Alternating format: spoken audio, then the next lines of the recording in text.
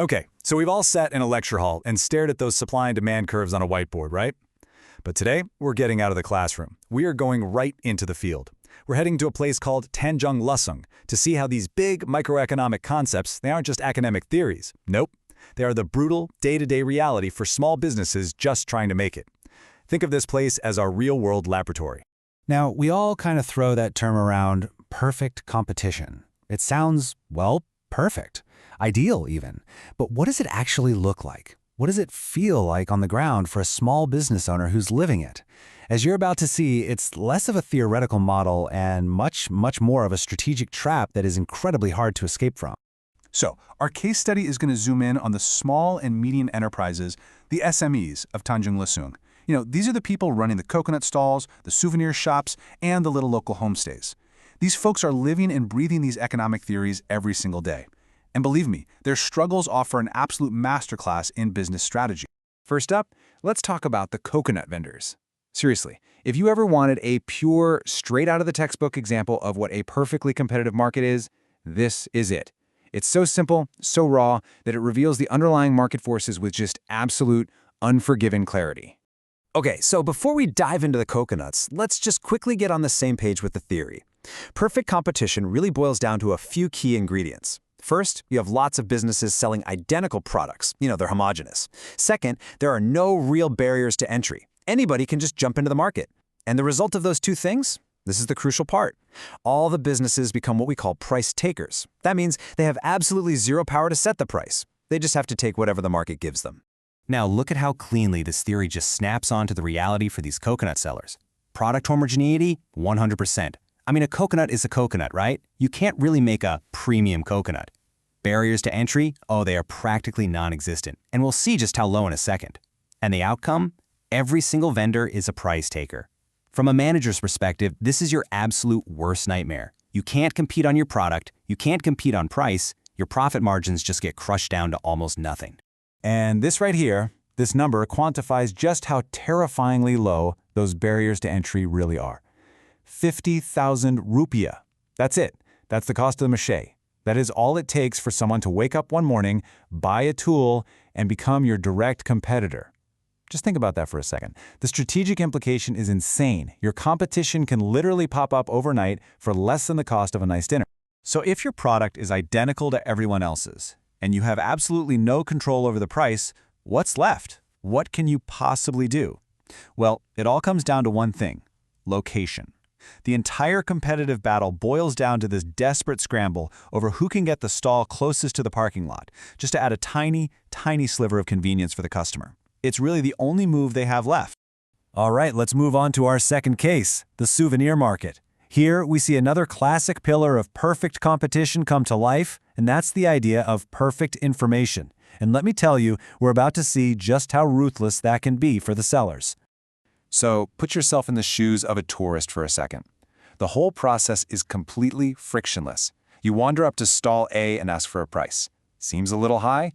No problem. You just walk 2 meters over to stall B. The cost for you to get competitive pricing information is basically zero. It takes 2 seconds. And this total transparency, this perfect information, forces prices down to the absolute lowest sustainable level for every single vendor. There's just nowhere to hide an inflated price tag. And this chart, well, this shows the brutal, cold, hard math of this market. That little keychain cost the vendor 5,000 rupiah to buy wholesale. Now, because of that perfect information we just talked about, the market price settles right around 7,000. That little gap, that 2,000 rupiah, that's the vendor's entire gross margin. Now look over at that failed price of 10,000. If a vendor even tries to charge that, they sell nothing, zero. The market doesn't just disagree with that price, it punishes them for it instantly. Okay, let's get to our final case, and this one's maybe the most complex, the homestay sector. This is fascinating because it shows us what happens to a competitive market over time, especially when it gets hit by a major shock. We're really looking at the theory of long-run adjustment in action. First, you gotta understand the landscape. You have two totally different worlds operating right next to each other. On one side, you've got the big resorts. They operate as an oligopoly, just a few huge players with a ton of market power and control over their pricing. But on the other side, you've got the small village homestays, and they are right back in that same cutthroat world of perfect competition. There are tons of them, the rooms are pretty similar, and they have basically no control over their prices. So now, watch what happens when a massive external shock, the pandemic, hits this system. Before the pandemic, the market was pretty stable, making normal profits. But during the pandemic, other ways of making money dried up, so a lot of locals converted spare rooms into homestays. In econ speak, the supply curve shifted way out to the right. Suddenly you have way more rooms chasing the same number of tourists, or maybe even fewer. And the inevitable result after the pandemic? Prices just crashed.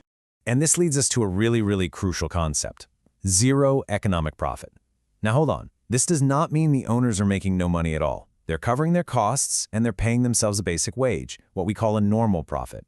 But economic profit is what's left after all of those costs are paid, including the opportunity cost of what they could be doing with their time and money instead. And being at zero means there is nothing left over to reinvest, to expand, to improve the business. It means you are stuck, running on a treadmill, just to stand still. Okay, so after seeing these three pretty brutal markets in action, what's the takeaway? If you're a manager or a business strategist, how on earth do you escape this trap? Well, the cool thing is, the cases themselves actually give us the clues.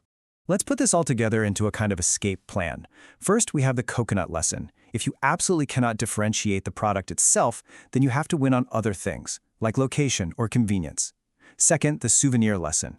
The only real way to escape that constant price squeeze is through product differentiation. You have to create something truly unique that can't be instantly compared to the stall next door.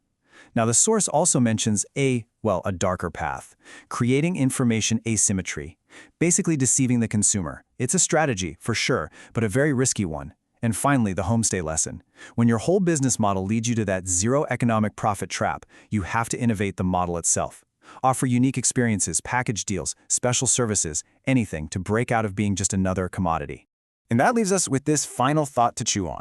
As we've seen today, from the coconuts to the keychains to the homestays, when markets get truly competitive, being the same as everyone else is a recipe for razor-thin margins and just stagnation. So it really makes you wonder, in the end, is the ability to create meaningful, defensible differentiation, is that just one advantage, or is it the only one that truly matters?